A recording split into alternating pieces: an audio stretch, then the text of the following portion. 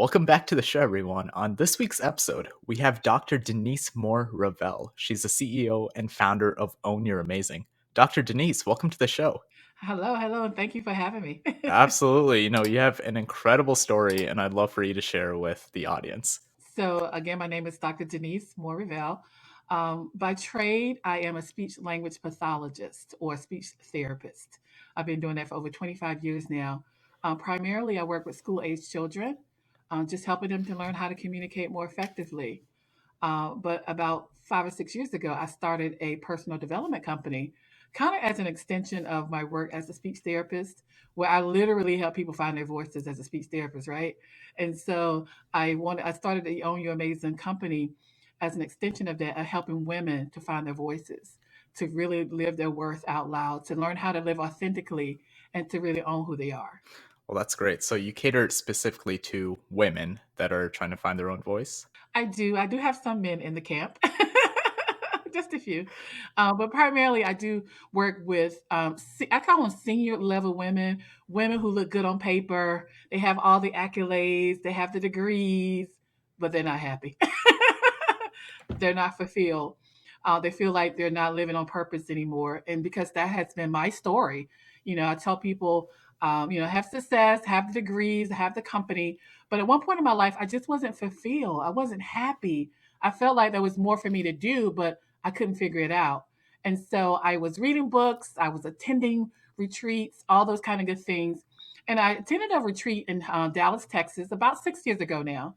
And the story goes that I went out to dinner with one of the attendees the night before the conference.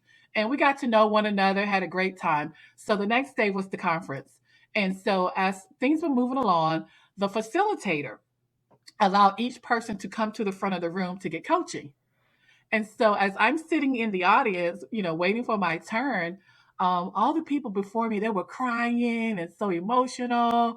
And I'm sitting there thinking, like, why are they crying? What is going on with that? That's what I'm thinking to myself, right? Well, it's my turn. And as soon as I sit down in the chair, I start crying.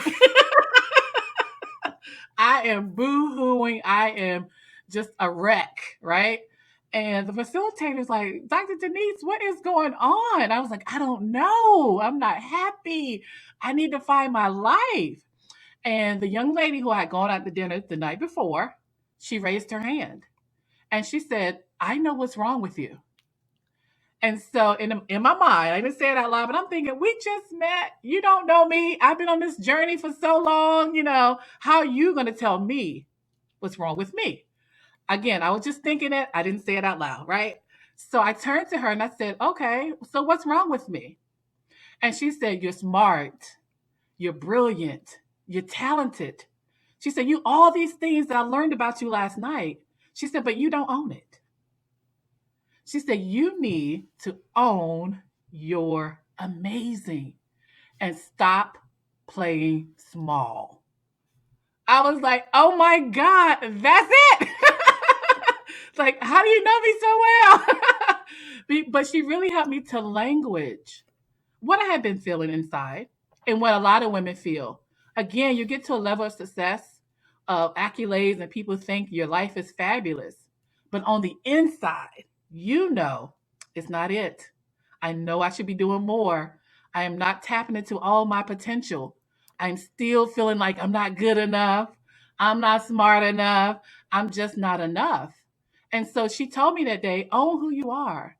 Own every bit of who you are. Live more authentically. So I am on a mission to help other women like me to truly stand in their own personal power. That's incredible. So because of that experience, you learned that, or you realized that you should not be playing so small. Yeah, And, I and so, did. so what does playing small mean compared to playing, I guess, the opposite, playing big? Sure. And it comes from, again, tapping into your own sense of self. Because on the outside, we can all look like we have it going on, we're successful, but we know we're running scared. We know, like, okay, yes, I got this position, but I know I should be running the company. I know when I was working at a company, I should be owning my own company, right? And so at that point, I was like, oh my goodness, can I really do it? I was self doubting myself. I wasn't really putting myself out there in the way that I knew I could. I wasn't going for the big contracts. I was going for the ones I thought I could get. But we all know there's so much more we could be doing. And so it's not all about what other people think about us. It's what do we think about ourselves. And so when I work with women, I said, who do you say you are for yourself? Not who other people say you are. Because again, we can look good. I said, the people that I work with, we look good on paper. We look good on paper, but we know on the inside, there's so much more. We know we're not really playing full out, going for our big dreams. And so I challenge women, I encourage them, I hold their hand, I give them permission to really go for what they know they really want for themselves. That's so powerful. It's what we think about ourselves that matters more than what we think other people think. Absolutely. And, one of my famous quotes is that the most important relationship you will ever have is the one you have with yourself. But we spend so much time with our relationship with our spouse and our children and our family and our bosses. We worry about so much of what other people think about us. I challenge them to say, well, what do you think about you? Is that what you really want? Are you really pursuing the career, the opportunities that light you up? One of my clients, she's still an attorney. Yeah, she's working for a very prestigious law firm in the Washington D.C. area. But she told me, she said, I have a secret. I was like, what is? She's like, I don't want to be an attorney anymore. I don't. She's like, I want to open a restaurant. Right. It's like, but how can I do that? I spent all this time going to school. I got these degrees and I got this amazing job. How can I walk away from that? And I said, easily, give yourself permission to do so. And so, yeah, it's a challenge. But I tell people you're worth it. You're worth going after exactly what you want. So many of my clients have left corporate, had decided to do their own thing. They totally changed careers. Or they have a career and they're like, I'm going to start my own company. Yes, you should.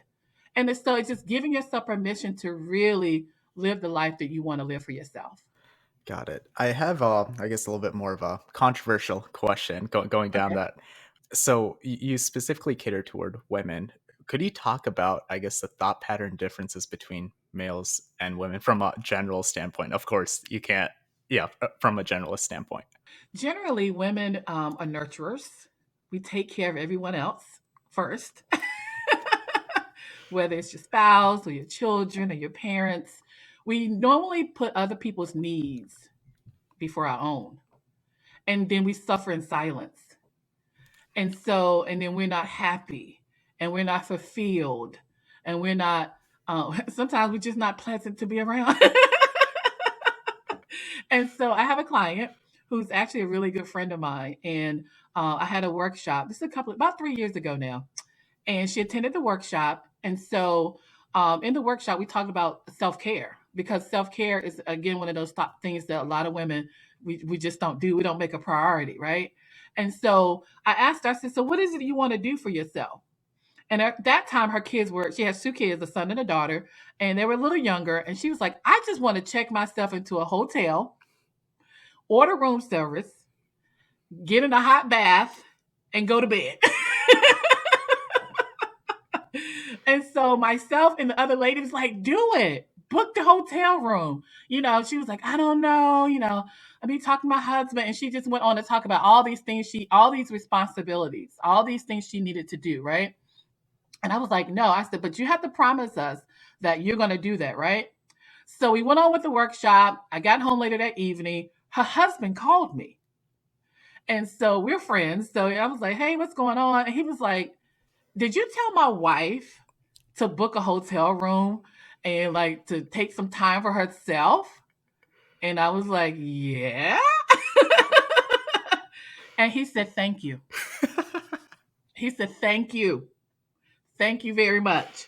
He said, I've been telling her that she needed to take more time for herself. And because he understood that if she goes and takes time for herself to replenish herself, she'll come back a better wife, a better mother, a better worker, just a better all around person. And so I encourage women to make yourself a priority. And I say, in my book, I wrote a whole chapter that self care is not selfish. Self-care is empowering because if I take care of me, I can show up more powerfully for those I want to serve. But oftentimes, women especially, we serve from an empty wagon. We're not replenished. We're not full. And you find a lot of women who are very unhappy, who not fulfilled. They're going through the motions, but they're not happy. So fast forward, this same friend, this last year, she went on 2 trips. She was like, she does her quarterly hotel stay, and now she takes herself on vacation without her family. She might do a girlfriend's trip or something like that. But last year she went to the Bahamas. And so I teased her. I was like, I've created a monster. I was like, you got to stay home with the kids. So, so we laugh about it, but now she has really made self care a priority. So that's why I tend to talk to women.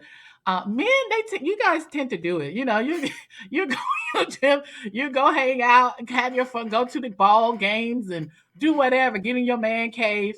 But women, we still have to watch.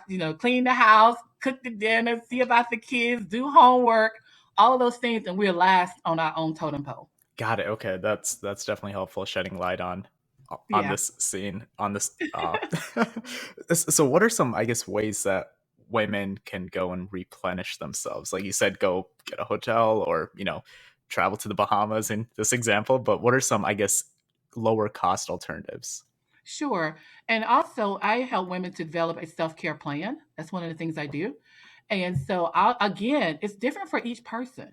For some women, it might be going to get their nails done, right? For some women, mine is I get a massage. I have a membership at a massage place where I can go get a massage on a regular basis. So, it's not really about what it is, it's about just figuring out what it is for that person and actually committing to doing it. For some women, it's doing yoga. For some women, it's getting up early and taking a walk. For some women, it's reading. I don't care what it is. Just figure it out for yourself and then do it. Commit to putting yourself first and then go about serving everyone else you want to serve. So, yeah, I'm really big on that. Whether it's buying candles, I'm a candle person. I like to light a candle just to make my house smell good. That's self care for me. And so, or making sure my calendar is clear on the weekend so I can binge watch a favorite show or whatever it may be. So I encourage women to really develop a self care plan and actually do it. I think that's really powerful. Actually doing it. People can tell you do something, but until you actually take the steps and do it, nothing gets accomplished. And you can't help other Absolutely. people without actually helping yourself. So very, very powerful. Thank you for that. Let's switch gears a little bit and talk more about the self-confidence part of it. So let's say you're fully uh, replenished, you did all that self-care, but how do you develop self-confidence? Self confidence is really understanding. Again, it goes back. I know I keep saying it, but it really goes back to who you are. You got to know who you are. And so, one of the first things I do when I work with clients, I ask them, well, who are you? And when I tell you that it's the most difficult question for a lot of people to answer, it seems simple, but really because we haven't really been taught to ask ourselves, well, who am I? What do I really like? What am I good at? When you stop and say, well, I'm really good at that, that builds your confidence. Because self doubt comes into when we're trying to do something that we're really not like equipped to do, but we put ourselves out there a lot into doing stuff like, I'm just not good at that. And be okay with that. And so a confidence comes from self-awareness. Really, are you really aware of who you are? And so in my family, it's a family joke, but it's very known in my family. I am a terrible cook. I'm terrible. I mean, but I'm aware of that. I am self-aware. So when people who really don't know, they're like, "Oh, so what are you cooking for the holidays, or what are you making?" And I'm like, "Plates and cups and spoons." And they was like, "Your family don't want you to cook." I was like, "Not at all, not at all." And so I'm very aware of that, and I don't feel bad about it. You know what I mean? Because I'm like, the contribution I make is the contribution I make. So I used to tease my family. I was like, I have a brother and 3 sisters, and all of my sisters are great cooks, right? And so I was like, well, who cares? You cook that fabulous meal if you don't have anything to eat on? I mean, you're gonna eat in your hands. You know, like, how are you gonna eat your food? And so I recognize that my contribution is important. And so I tell people, figure out what you're good at. You know, if you, I'm good at bringing pretty plates, and I make sure the table is set beautifully for that wonderful meal they cook, right? And so self confidence comes from self awareness and being okay with who you are and what you bring to the table. Got it. So it's more into Literally, what you bring to the table. I love that. So it's all about leaning into your strengths rather than trying to fix your weaknesses. Exactly. I mean, some people, talk about, fixing your weaknesses. You can work on them. Some things that I'm not strong in, just by the nature of what I have to do. I mean, I had to strengthen them at some point. So for me, for an example, writing has always been a struggle for me since grade school, right?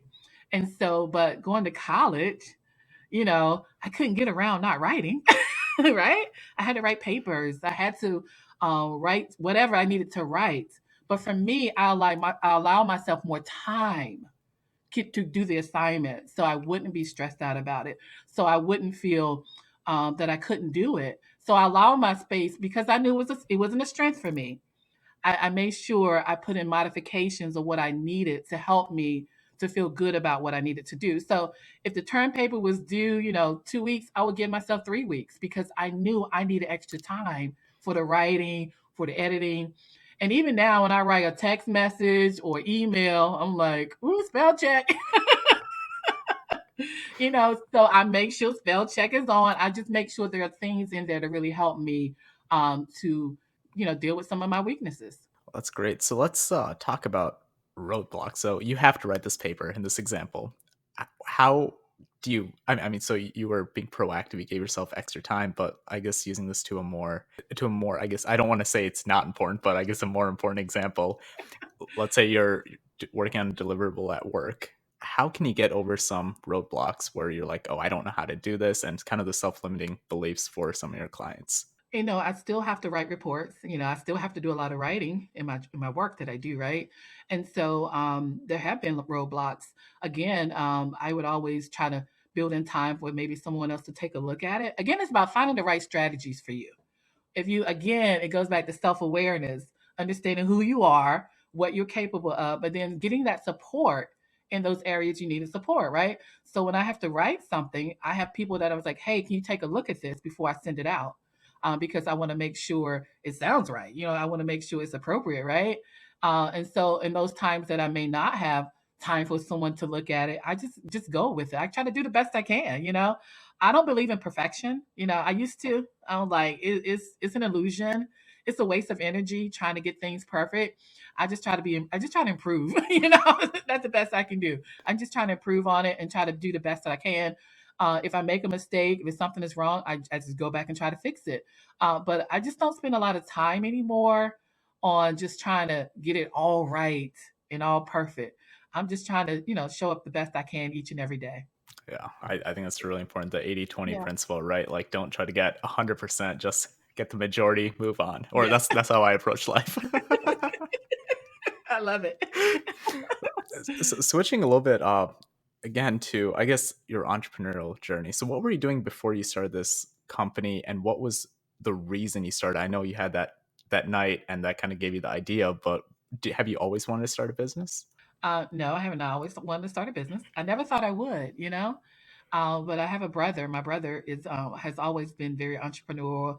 I watched him over the years and things like that. So, for about 5 or 6 years, I worked at a school, and I was the supervisor over the speech therapy department. So I had, supervised 3 staff members. I had interns. The school had well over 100 something students, and I was responsible for making sure they got services, right? And it was great. But again, I still felt like, can I go out on my own? I don't know, right? I saw other people doing it, right? And so one day I was talking with one of the receptionists. She handled the billing for the school. And she said to me one day, she said, do you realize your department generates the most money in the whole entire school? I was like, it does? Really? And I had gotten awards, I had gotten accolades for my, work performance in my department. And I got to thinking like, wow, if I could do it for them, maybe I could do it for myself. Here's a thought. And so that's kind of how it went. And then so I just started exploring like, well, how could I start my own practice? How can I, launch on my own, right? And so the story goes, a good friend of mine, him and three other his business partners started a company. And he called me and say, hey, when I just started this company, we have this major contract. Are you interested? And I was like, yeah, I'll do it. And so I had no business experience, you know what I mean? But I knew my skill, I knew my craft. But I was like, I'm going to go for it. And so that's why I tell people, bet on you, give yourself a chance. And so I always told myself, if it didn't work out, I can always go back and get a job. Well, that was over 17 years ago. And I have not been back. And so, no, I didn't necessarily think I would be an entrepreneur, have my own business, my own company, my own staff, all of that. No, but I was willing to give myself a chance. I was willing to say, if I can do it for you, how about if I try it for me? And so that's what I did. And so again, the Own Your Amazement movement is another arm of that, like kind of a branch, another piece of my company. But I haven't looked back. And I always tell myself every year, if it doesn't work out, you can go get a job. But I'm gonna give it my all before I do that. So That's incredible. It's so interesting when you put it in perspective, right? Your worst case scenario is you being in the spot where you already were. absolutely. Absolutely. When I tell you, I still get job offers. I have to turn that stuff off on LinkedIn, but we will private email me like, "Hey, are you have no, no." So I know it's there, right? I can always go back and get a job. That to me is like okay, but I have had told myself I have to make sure I exhausted all my resources. I've given my all before I fold in my company, and it just hasn't happened yet. Just hasn't. That's amazing. Let's get a little bit more personal, if you wouldn't mind.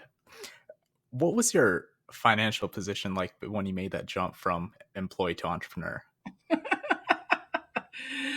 um, I did have I had a little bit of money saved, right? Just a little bit, right? A little safety net. But not a lot. And so that's why I had to be very strategic and in my move. I had to make sure again, a friend like y'all got this contract. Are you sure? Are you sure? I had just bought my home at that time too. Like y'all got it. Y'all signed the dotted line before I jump out here. But I also made sure I had some things lined up, financially. I always had a little gig on the side. I always had money coming in. I'm not gonna not ever have money coming in to support myself. I don't think that's smart for anyone to do that. And so I was able to have enough money to come in. So when I first got that contract with that company, I actually hired someone to work with me right out the gate. I did. I was like, I'm going for it. So I hired a person to work full time for me. What? But it paid off because I was like, it has to.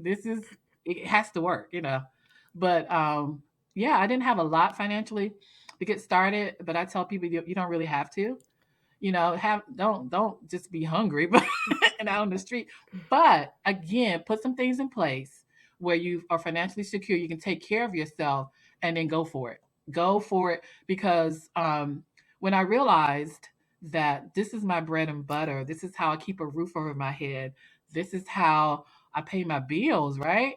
I got up early and I stayed up late to make sure things were done.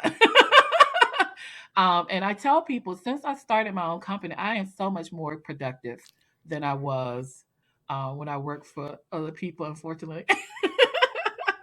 You just have to be on it. You can't let things slip. Deadlines came and like I have to meet them. It's non-negotiable. And so I just think I'm a better person. I'm a better worker. I'm a better producer because I got to produce. I got to get results. It's non-negotiable for me to sit around twiddling my thumbs, right? So right now I have a contract with a charter school. They pay me to come in and work with their students. They don't pay me to stand around a water cooler. They don't pay me for lunch. They pay me to come in there, do what I have to do, and get results. And I'm in there. I'm productive. I'm doing what I need to do, and then I'm out because I got to get to my next thing, right? So for me, I'm just better. And I think the quality of work that I do with people is better because I got to produce. I got to get results. And so I take that same position when I'm working with my women clients with Own Your Amazing. It's like, we got to get it done. I am not your therapist. I'm your coach. We got it. What's going on? What are the roadblocks? What are the things that are tripping you up? We got to deal with them because we got to get results. We got to get you happy. We got to get that promotion. One of my clients I worked with, PhD, she was like, I don't know what I want to do with my life. I'm like, what do you want to do? And she said, I want a job at this university as a director. I was like, okay, bet. Here's what you got to do. Let's get it done. What are the roadblocks? What's stopping you? Blah, blah, blah, blah, blah. I kid you not. We were probably into our third or fourth coaching session. We were literally on the phone. She was like, hold on for a second. I think I need to take this call. I said, sure, no problem. I'll wait for you. It was the university calling to offer her the position, and she got the position. She got the position. She was like, they just offered me the job that I had applied for as a director over this department. Got it. We got to get results. We got to get it. And so I just think it's important that we just stay focused, we stay productive, and we stay focused on exactly what we're going for. So I'm not a therapist in that sense. I am a coach. I like to push people to their greatness. My job is just to help people. You're already great. You're already amazing. But I help to support that and provide accountability for that. Absolutely. Do you think you need to become an entrepreneur to feel as energized or as um, I don't know the right words to feel how you're currently feeling, or can you have the same type of feeling being an employee when it comes to, I guess, purpose in life and productivity and just the fact that you're up early, going to bed late because you love your work? Can you get that while being an employee? Um, I guess you can. I can't. I'm not gonna say no, yes or no. You know what I mean? For me personally, um, I couldn't. I just didn't. Um, to me, it's different when you take ownership. Now, if you take ownership of your job, if you take ownership of your creativity, if you take ownership of how you show up, then sure. But I just know for me, I wanted more creative freedom. I wanted to be able to make my own decisions about how I work, when I work. I wanted the financial freedom to say, well, the company was only going to pay me but so much. That's just what it is, right? But as an entrepreneur, as a business owner, there's no caps on. I set the limit, right? I get to say how much I'm going to make, how much I'm going to produce. And for me, I can't speak for other people, but sometimes when you're working as an employee, your productivity is not really tied to your money. And I had this conversation with friends all the time. I'm like, well, you can slack off for 2 weeks on your job and still get the same amount of money. I can't slack off on my business and expect to get the same amount of money. It doesn't work that way. And so some of the clients that I'm working with, they want to make that transition from being an employee to an entrepreneur. And that's one of the conversations that we have. It's like, well, if you don't get your report in on your job, your boss might be like, hey, where's the report? But your money is not directly tied. You still can get your paycheck every 2 weeks or once a month, however you get paid.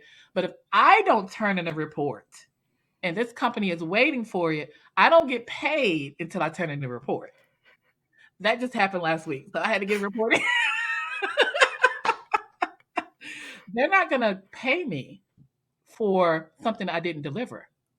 And so I think sometimes when people work as employees, I'm not going to say they get a little lazy, but I think it's a little more laxed than with someone who may be owning their own company, really having to show up every day to get some things done in order to generate the financial resources that they need to sustain their life. So I don't know. I don't know. What do you think?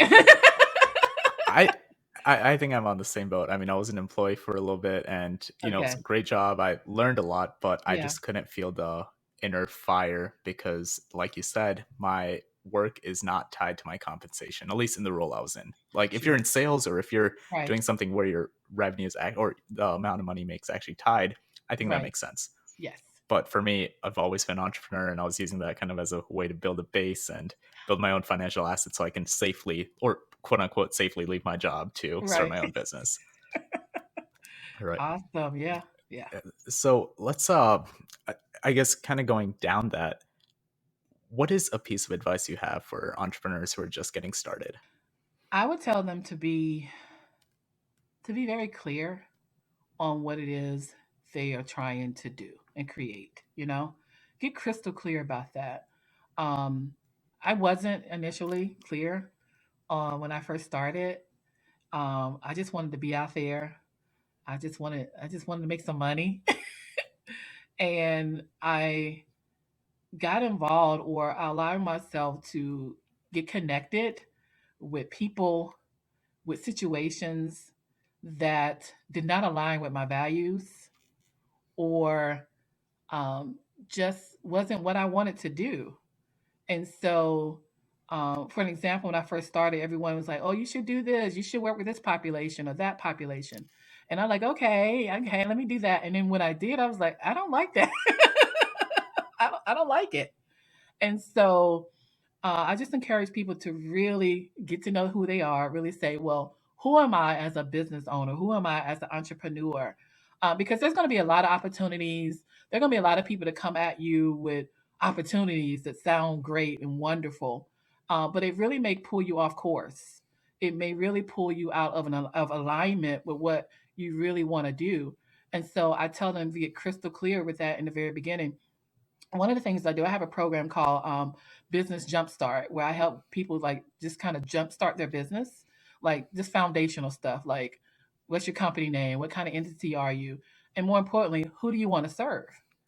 And the last client that I had, she does like career coaching, and she kept saying, "Well, I should serve this person, or I should work with that person." I was like, "But what do you want to do?" I said, "This is the opportunity that you have to create a company that you love, that you enjoy." I said, she's working for a company right now where she has to serve, different kinds of clientele that she doesn't really like. I said, with your company, you get to make that decision. Who do you want to serve? And so it's just important that again, to when they start out, just really figure out who are they in terms of how they want to show up in the marketplace for their business. One story I like to tell real quick is like for my practice, I have a brick and mortar, I have an office space.